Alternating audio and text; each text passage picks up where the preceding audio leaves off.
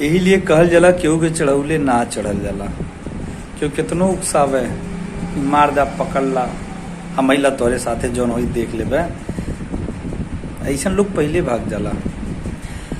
तो हम बात करें उसी संदर्भ में, जैसे यूक्रेन को कुछ पश्चिमी देशों ने चढ़ाया, कुछ यूरोप के देशों ने चढ़ाया कि भीड़ जाओ, जो होगा देखा जाएगा, नाटो में तुम्हें सम्मिलित कर लिया जाएगा, उसके बाद तुम्हारी जो है कि तरक्की दिन दुगनी रात चौगनी हो जाएगी। उसके बाद वो सोचा कि पश्चिमी देश हमारे साथ हैं, यूरोप के महान ताकतवर देशों का हमारे कंधे पे हाथ है, हमारा कोई क्या बिगाड़ लेगा।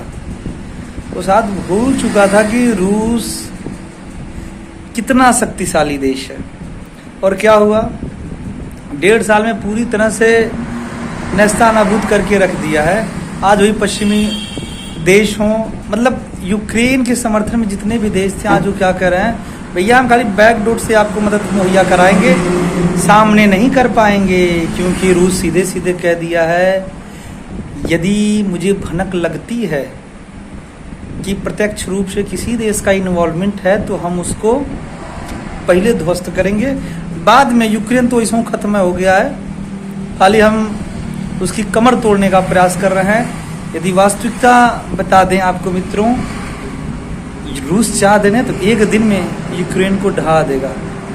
तो कुछ है जो उसे रोके हुआ है, बस घमंड तोड़ने का प्रयास कर रहा हो। और यही हाल हुआ है इजराइल और फलस्तीन के बीच में। फलस्तीन के कुछ लड़ाकू अपने आप को योद्धा बताते हैं, फ्रीडम फाइटर बताते हैं, ठीक। और हमास नाम, जो हमास है ना, वो फलस्तीन के अंदर समझ लीजिए पूरे जो फलस्तीन देश है उसका संचालन हमास आतंकवादी संगठन करते हैं। और उसके बाद हुआ ये कि इसको बाकायदे जो है कुछ आतंकवादी संगठन हिजबुल वगैरह, और जितने, मैं आपको वास्तविकता बता दूं, जितने भी गल्फ कंट्री हैं सब 2-4 गुट बना के रखे हैं, जिनका उद्देश्य यही है कि वहाँ बम फोड़ दो, वहाँ अटैक कर दो। इनको बड़ी खुशी मिलती है, जिस प्रकार से गांव के अंदर लोग मुर्गा लड़ाते हैं ना, बड़ी खुशी मिलती है, वाह वाह, आनंद लेते हैं। एक तरह से वो खेल का आयोजन करते हैं, बड़ी प्रसन्नता होती है उनको मुर्गा लड़ाने में। ऐसे ही कुछ गल्फ कंट्री जो मुस्लिम देश हैं, वो अपना अपना आतंकवादी संगठन बना के मुर्गा लड़ाने का काम करते हैं। तो हुआ भी यही है, हुआ यही है कि चढ़ा उड़ा दिए, अरे इतने दिन से लड़ रहे हो, कुछ कर नहीं पाए। ऐसा कि साथ में अटैक करो, साथ में अटैक करोगे बढ़िया करोगे। और उसमें से कुछ लड़के थे जो उनकी बातों को गंभीरता से ले लिए और चले गए, युद्ध में कूद गए।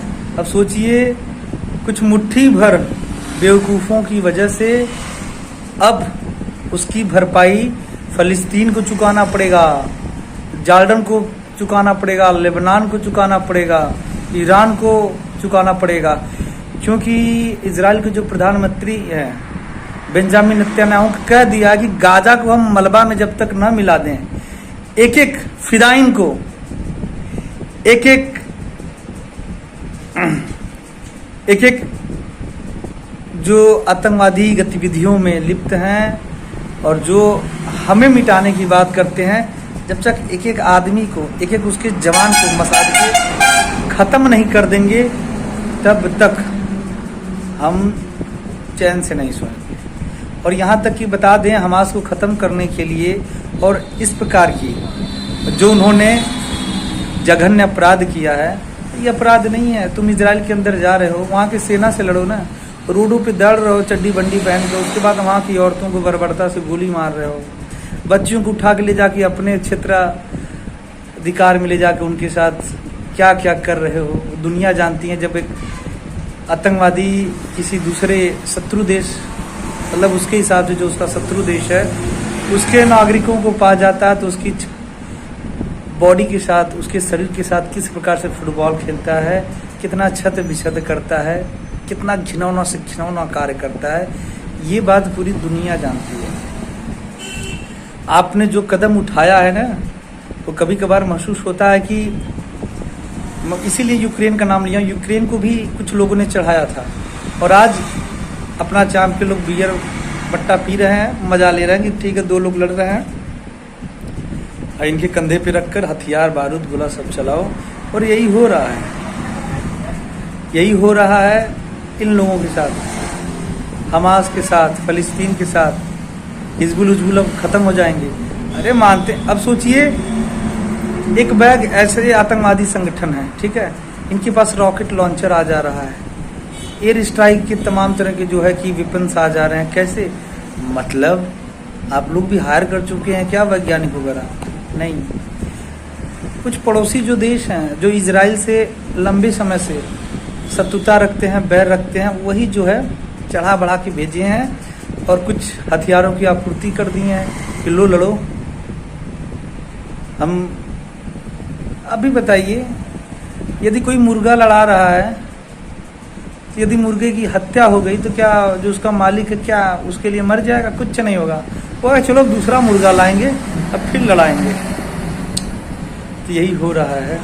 इस मुर्गे की लड़ाई में कहीं न कहीं वैश्विक जो समुदाय है, पृथ्वी पे जितने भी देश हैं, इसकी कीमत सबको चुकानी पड़ेगी। इसलिए भारत में कुछ मुसलमान हैं, या फिर कहें कुछ भारत में उग्र विचारधारा के लोग हैं, जिनको भारत सरकार को हिमायत देनी चाहिए।